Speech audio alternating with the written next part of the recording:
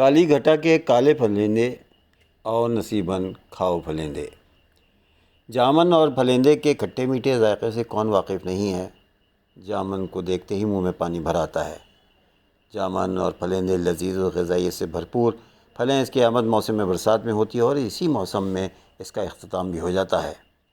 آج کل جامن اور پھلندے بآسانی سے دستیاب ہیں۔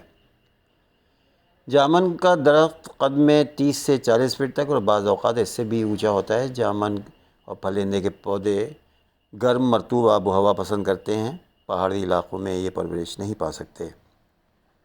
میدانی علاقوں میں جہاں شیشم، بیر، کیکر اور آم کے درخت اچھی طرح نشو و نما پاتے ہیں، وہاں جامن کے پودے بھی بہت اچھا پھل دیتے ہیں۔ اس کی لکڑی کو پانی نقصان نہیں پہنچا سکتا ہے، اس لیے اس سے کشتیوں کے پیندے اور کنویں کے چکے تیار کیے جاتے ہیں۔ اس کے پتوں پر ریشم کے کیڑے بھی پالے جا سکتے ہیں۔ اس کے درخت پر ہر سال 2 بار پھول آتے ہیں، ایک مرتبہ اگست کے مہینے میں، مگر ان سے پھل تیار نہیں ہوتے۔ دوسری بار نومبر اور دسمبر میں، اور انہی پھولوں سے پھل بنتے ہیں جو اگست اور ستمبر میں پک کر تیار ہو جاتے ہیں۔ اس کا پھل سیاہی مائل اودے رنگ کا ہوتا ہے۔ جسامت کے لحاظ سے ہمارے ملک میں 2 قسم کا جامن پھلندہ پایا جاتا ہے۔ ایک جنگلی قسم کا پھل چھوٹا گودے کے کم گٹھلی، بڑی مگر لذیذ و خوش ذائقہ۔ دوسرا دیسی جامن کا گودا زیادہ گٹھلی، چھوٹی مگر ذائقے میں ترش ہوتا ہے۔ یہ دونوں قسمیں تجارتی لحاظ سے نفع آور ہیں۔ جامن استوائی خطے کے ایک اور سدا بہار درخت ہے جس کا اصل وطن بھارت، نیپال اور بنگلہ دیش وغیرہ ہے۔ یہ کافی تیزی سے بڑھنے والا درخت ہے۔ درخت اکثر 100 سال سے زیادہ کی عمر پاتا ہے۔ اس کی لکڑی مضبوط نہیں ہوتی مگر قابل استعمال ہے۔ اس سے فرنیچر میں استعمال کیا جاتا ہے۔ کھیلوں کا سامان بھی اس سے بنایا جاتا ہے۔ جامن کے پھلوں کے رس کے داغ اگر کپڑوں پر لگ جائیں تو مشکل سے جاتے ہیں۔ ایک اخبار کی ویب سائٹ لکھتے ہیں کہ اگرچہ اس کا اصل وطن بر صغیر ہے لیکن یہ ارد گرد کے خطوں میں بھی پایا جاتا ہے۔ اسے اس کے وطن سے دیگر خطوں میں متعارف کرایا گیا ہے۔ مثال کے طور پر اس کا درخت 1911 میں ریاست ہائے متحدہ امریکہ کی ریاست فلوریڈا میں متعارف کرایا گیا تھا۔ اسے بعض پرندے اور جانور شوق سے کھاتے ہیں۔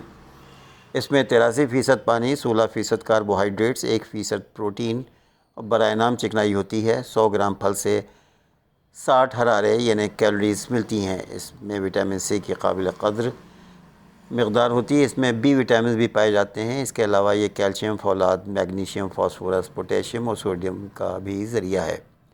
جامن کے طبی فوائد بے بہا ہیں۔ اس کا مزاج سرد خشک ہے، اس لیے گرم مزاج والوں کے لیے یہ بے حد مفید ہے۔ معدے اور جگر کی تقویت کے لیے جامن انتہائی مؤثر ہے۔ یہ کھانا ہضم کرتا ہے، بھوک بڑھاتا ہے اور جسم سے غیر ضروری حرارت خارج کرتا ہے۔ یہ مصفی خون ہے، اس لیے اس کے مسلسل استعمال سے جسم پر نکلے ہوئے پھوڑے پھنسیاں ختم ہو جاتی ہیں، جسم کی لاغری دور ہوتی ہے اور چہرے کی رنگت نکھر جاتی ہے۔ چونکہ یہ وٹامنز کا خزانہ ہے، اس لیے دانتوں اور مسوڑھوں کی خرابیاں دور ہو جاتی ہیں، اس میں مضبوطی پیدا ہوتی ہے۔ پکے ہوئے جامن اور پھلندے کھانے سے گردے اور مثانے کی بہت سی پتھریاں ریزہ ریزہ ہو کر پیشاب کے راستے خارج ہو سکتی ہیں۔ ویسے بھی یہ پیشاب آور ہے۔ مثانہ صاف رکھنا اس کی خصوصیت ہے۔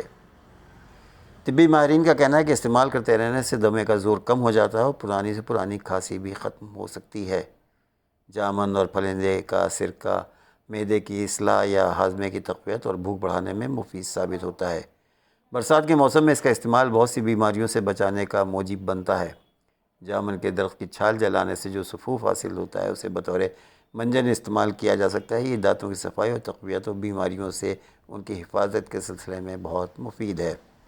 جامن کے درخت کی باریک سے باریک کوپلیں لے کر انہیں پانی میں ابال لیا جائے، اس پانی سے غرارے کیے جائیں۔ حلق کی سوزش کی تکلیف میں یہ تدبیر موجب تسکین ثابت ہوتی ہے۔ جامن کو کچل کر لیپ سا بنا لیا جائے اور اس کے سرکے سے اس پر مل دیا جائے۔ جہاں گنج ہوگا کچھ عرصے بعد کہا جاتا ہے کہ وہاں بال نکل آئیں گے۔ شکریہ۔